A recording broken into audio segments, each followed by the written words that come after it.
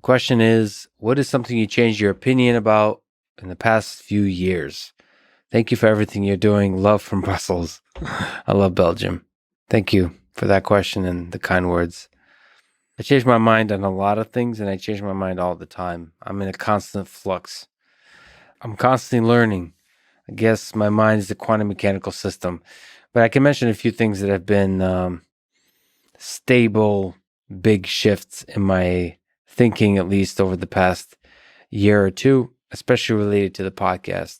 So, on the topic of psychedelics, I've always found those fascinating.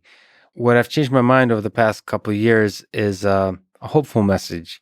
I think that psychedelics can actually enter the realm of science, and that there's a bunch of places that are starting to conduct large scale research studies on psychedelics. And that's really exciting to me because I have a sense that that's just another perspective into the world of neuroscience that will help us understand the way the mind works and potentially how to engineer different aspects of what makes the human mind so special in our artificial intelligence systems. On the topic of social media, I've changed my mind over the past 2 years. I always felt that it had a bunch of complicated bad influences on society, but they were balanced with a lot of positive effects that build community, that give people a voice, all those kinds of things. More and more, I'm starting to think that the possible set of destructive trajectories that social media can take human civilization is much wider, much more destructive than I accounted for. So it's something that I worry about. In the space of existential risk of artificial intelligence that people talk about, I think my mind more and more over the past 2 years has been focused on social media as the greatest threat of artificial intelligence. I also think it's the greatest set of possibilities. So what I want to say is it's the set of trajectories is wider than I expected.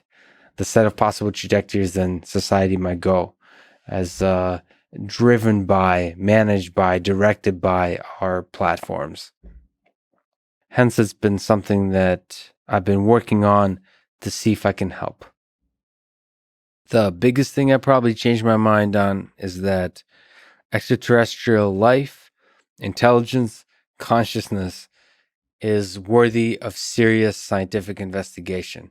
It's similar how I felt before about consciousness, human consciousness, is that we lack the tools and we're very early in our ability to explore, to understand, to engineer consciousness.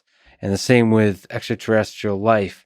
The tools are very crude in terms of the SETI efforts of trying to communicate with faraway civilizations, also the listening. Then there's the detection in faraway exoplanets and whether they're habitable and life forms on those planets. Also, the hundreds of thousands of reports of UFO sightings, actually getting some high resolution sensory data around that. So we're in the very early days of any of that kind of understanding.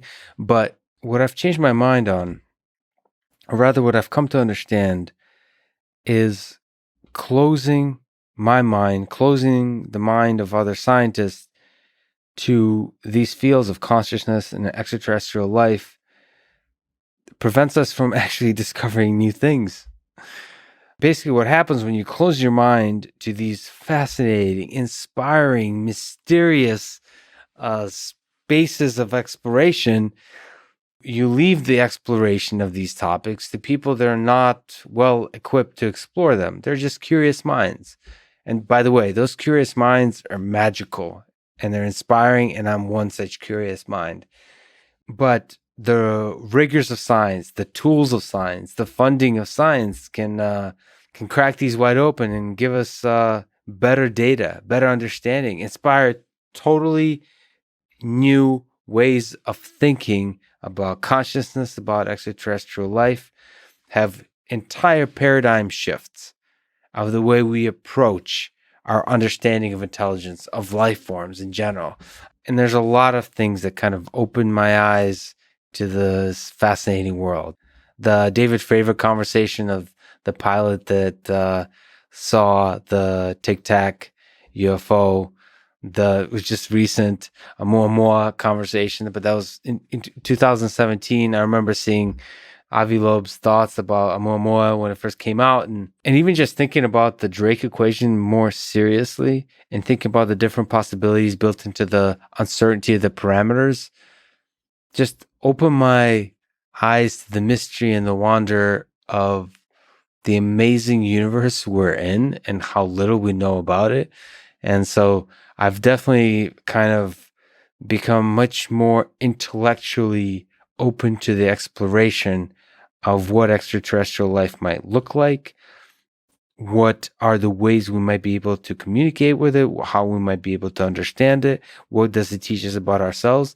And also, importantly, this very fascinating psychological effect of being open to these mysteries that we know very little about. What does that do to the actual productivity, the creative output of an engineering mind?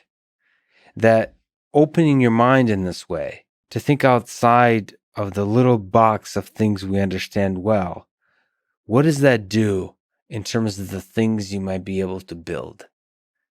The ideas that might visit you and result in you being able to build something totally new. I think all of that changed my mind about aliens. That's why I've been having conversations about extraterrestrial life. I'm, of course, very careful walking down this line because I am first and foremost a scientist and engineer, and I want to stay in that world. But I really do want to cultivate an open mind and a childlike curiosity. And I genuinely hope to see that in other scientists as well. That's what science is all about.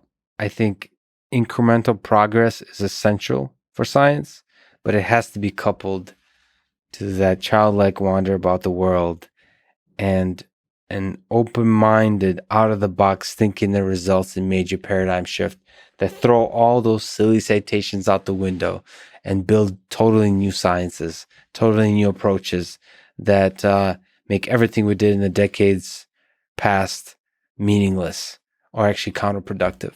So they have to be coupled together. Incremental progress and first principles, deep thinking that results in paradigm shifts.